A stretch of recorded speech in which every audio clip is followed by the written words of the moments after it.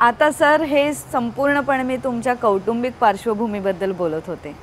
आता मला तुमच्या घराच्या उंबरठ्याच्या बाहेर पडूनची तुमचं मोठं करिअर, त्यातला सगळ्यात एक महत्त्वाचा टप्पा म्हणजे तुम्ही गव्हर्नर्सची भाषणं लिहिलेत, जे सगळ्यांना माहीत असणं अपेक्षित आहे असं नाहीये, पण मला ते सगळ्यात महत्त्वाचं वाटतं की ती प्रोसेस, ती प्रक्रिया तुम्हाला कशी आवडत होती.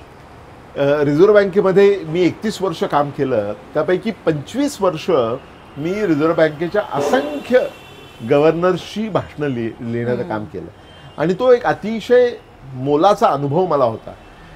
आपण एक लक्षात घ्या की रिझर्व्ह बँकेच्या गव्हर्नरचं भाषण लिहिणं हे मंत्र्यांच्या भाषण लिहिण्याच्या पेक्षा खूप वेगळं असतं. म्हणजे कित्येकदा, म्हणजे पूर्वी तरी होत असे, आता मी नक्की सांगू शकणार नाही, पूर्वी तरी असं असायचं की सचिव लिहून देणार आणि मग मंत्री महोदयांनी ते भाषण तिकडे करायचं, वाचून दाखवायचं. त्यात कधी कधी जास्त जर असंबद्धता आली तर ती पानं मागे पुढे लागलेली असायची वगैरे, आपल्याला सगळे विनोद माहिती आहेत. रिझर्व्ह बँकेच्या गव्हर्नरसाठी भाषणं लिहिणं हा मला स्वतःला खूप शिकण्यासाठी मोठा अनुभव होता. कारण ते मला सांगायचे की या विषयावरती तुम्ही लिहा आणि मग त्याचा ड्राफ्ट तयार केल्यानंतर त्याच्याबद्दल माझ्याशी चर्चा करायचे, प्रत्येक मुद्द्याबद्दल सांगोपांग चर्चा व्हायची आणि त्यातून मग शेवटी भाषण फायनली तयार व्हायचं. या प्रक्रियेमध्ये मला स्वतःला शिकायला खूप मिळालं. त्यामुळे इतर गव्हर्नरची भाषणं लिहिणं त्याचा हा माझा मोठेपणा नसून हा त्यांचा मोठेपणा आहे आणि त्यांच्यामुळे मला खूप शिकायला मिळालं, हे मला मुद्दाम इथे सांगायचं. बरोबर. पण ज्या वेळेला तुम्ही अर्थतज्ञ झालात त्यावेळेला तुम्हाला हे माहीतही नसेल ना की आपल्याला ही गव्हर्नरची भाषण आपण लिहू शकू. रिझर्व्ह बँकेमध्ये मी असताना मुख्यत्वे करून मी अर्थशास्त्र विभागामध्ये होतो. वेळोवेळी त्यांनी इतर जबाबदाऱ्या माझ्यावरती टाकलेल्या आहेत. रिझर्व्ह बँकेचा सेंट्रल बोर्ड ऑफ डायरेक्टर, केंद्रीय संचालक मंडळाचा सचिव म्हणून सुद्धा मला काम करता आलं.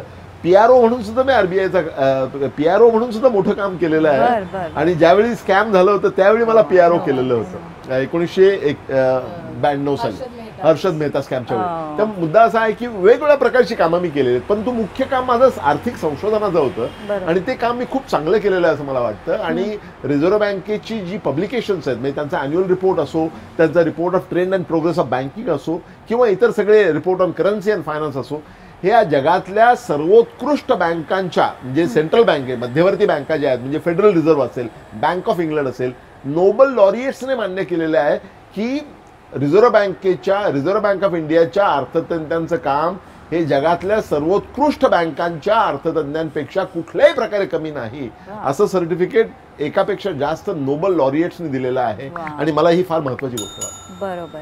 आता मला सांगा की फ्रान्स, नेपोलियन आणि तुमचं अवॉर्ड हा काय संबंध आहे.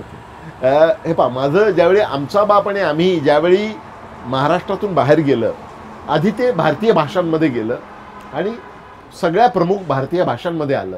नंतर मी ते जे लिहिलं ते मला ते इंग्लिशमध्ये आणायचं होतं आणि इंग्लिशमध्ये आणताना मी सुरुवातीला आउटकास्ट या नावानं पेंग्विनने ते छापलं. परंतु इंग्रजीमध्ये ते यायच्या आधी फ्रान्समध्ये ते आलं, फ्रेंच भाषेमध्ये. इंटोशॅब्ल नावाचं फ्रेंच त्याचं रूपांतर प्रसिद्ध झालं. इंग्लिश तर मीच लिहिलं होतं, पण माझ्या इंग्लिश रूपांतरावरून फ्रेंच करण्यात आलं आणि फ्रान्सला मला बोलावण्यात आलं आणि तिथे बऱ्याच गोष्टी घडल्या. आणि फ्रान्समध्ये माझा मुख्य प्रकाशक जो आहे, आंतरराष्ट्रीय प्रकाशक, तो फ्रेंच आहे, फयाद. फयाद हे फार मोठा प्रकाशक फ्रान्समध्ये आहे. आणि तिथे आमचा बाप आणि आम्हीची जी फ्रेंच आवृत्ती आहे, तुम्हाला आश्चर्य वाटेल, त्याच्या अक्षरशः शेकडो आवृत्त्या तिथे प्रसिद्ध झालेल्या आहेत आणि वेगवेगळ्या स्वरूपात झालेल्या आहेत कदाचित. आणि तिथे अनेक वेळा मी तिथे फ्रान्सला गेलो आणि त्यांच्या एका महत्त्वाच्या कार्यक्रमामध्ये त्यांनी भारतातल्या 20 लेखकांना बोलावलं होतं. त्यामध्ये माझाही संबंध जोडला गेला होता, मलाही संधी ती मिळाली.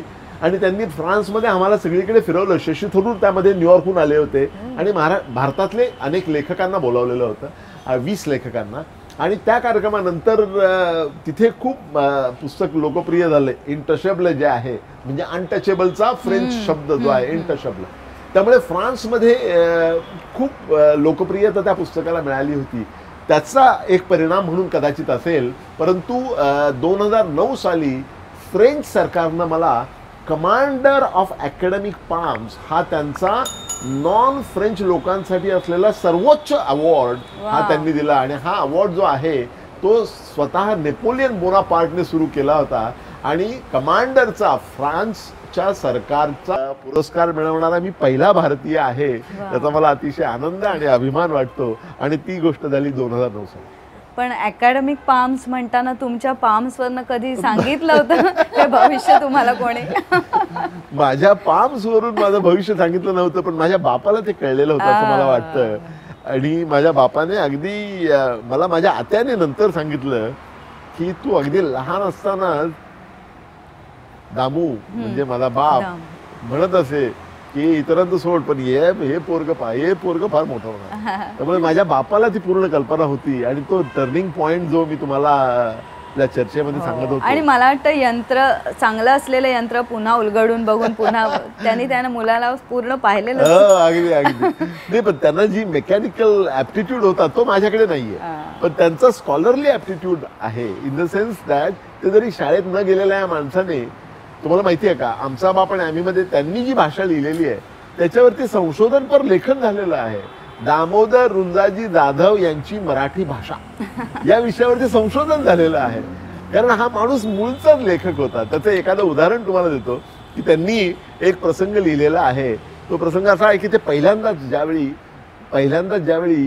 मोठ्या शहरामध्ये गेले, म्हणजे गावातून मोठ्या शहरामध्ये मामाच्या बरोबर, त्यावेळी त्यांनी लिहिलेलं आहे की त्या मामा बरोबर मी गेलो होतो आणि मी तिथे उभा राहिलो होतो. मी मुद्दा आमच्या नाशिकच्या बोलीभाषेमध्ये सांगतो. तो ती गाडी आली, ती गाडी पाहून माझा बाप, लहान मुलगा होता, गडबडला. तो ओरडायला लागला, ये मामा तो पाय डोंगर आपल्या अंगावर पळत येतोय.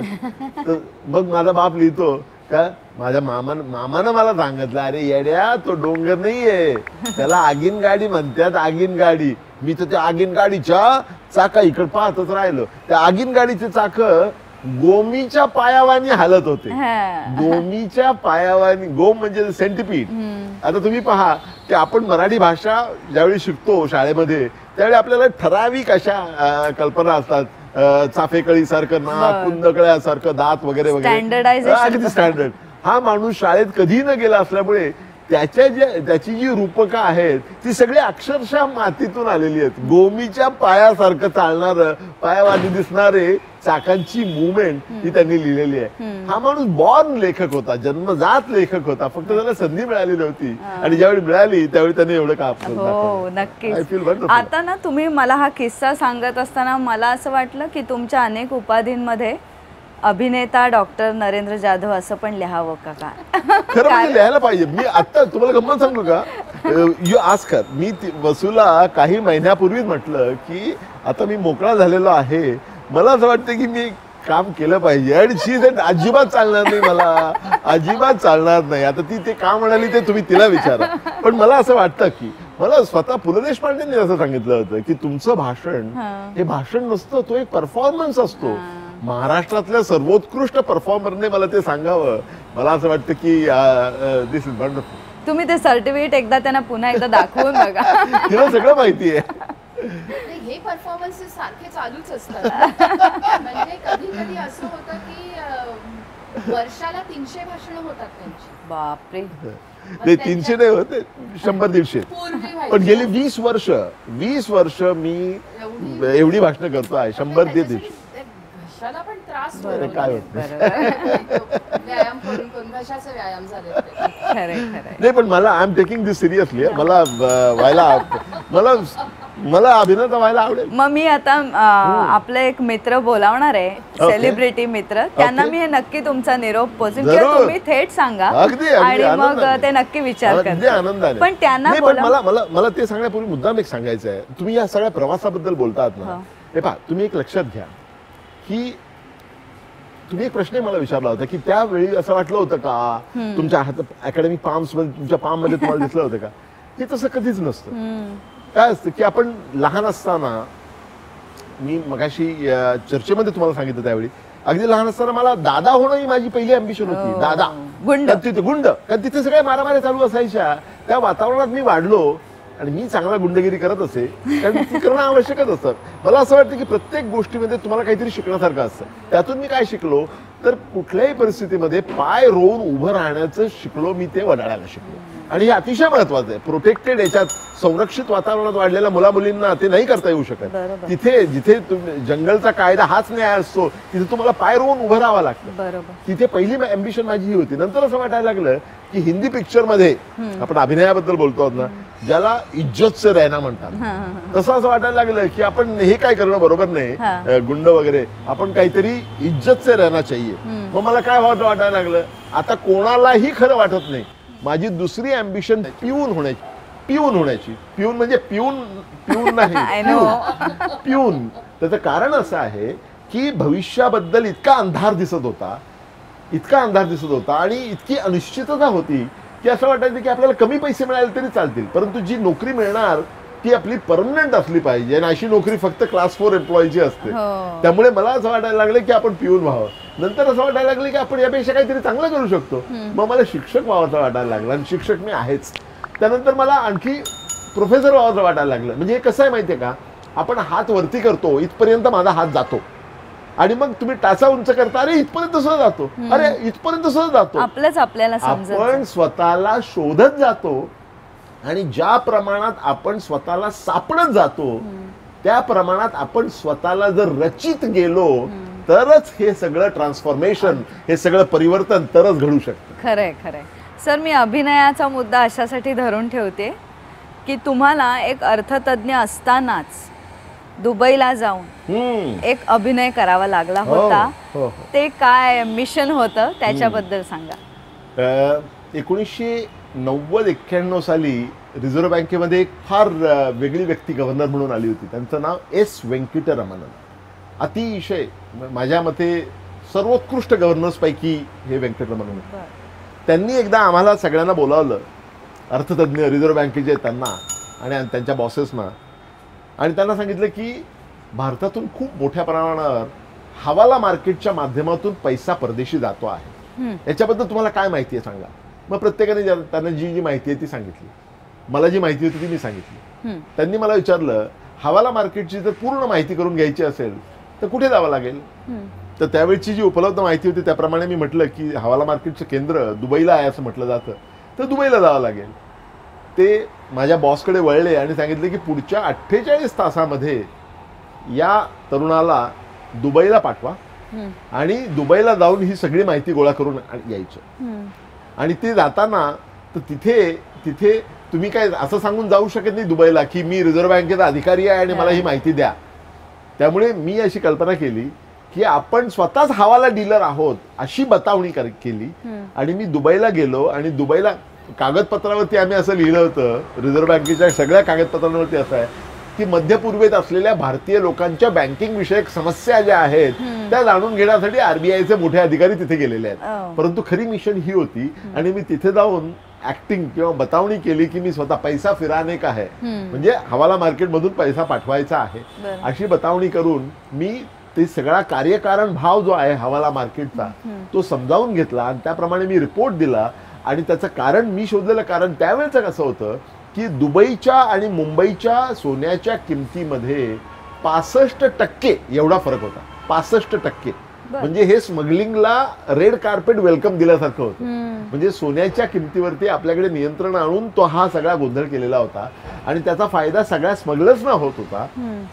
आणि त्यावेळी भारतातल्या मध्यपूर्वेत राहणाऱ्या भारतीयांना, सर्वसामान्य माणसं म्हणजे सुतारकाम करणारे किंवा असं मेसनचं काम करणारे अशा लोकांना हे जे निरपराध लोक, निष्पाप लोक जे पैसे तिकडे द्यायचे भारतात पाठवण्यासाठी, त्याचं रूपांतर सोन्याच्या स्मगलिंगमध्ये होऊन त्याचं ते ट्रान्झॅक्शन होत असेल. ते कसं ते मी व्यवस्थित शोधून काढलं, आणि म्हणून माझ्या रिपोर्टमध्ये ते मी लिहिलं.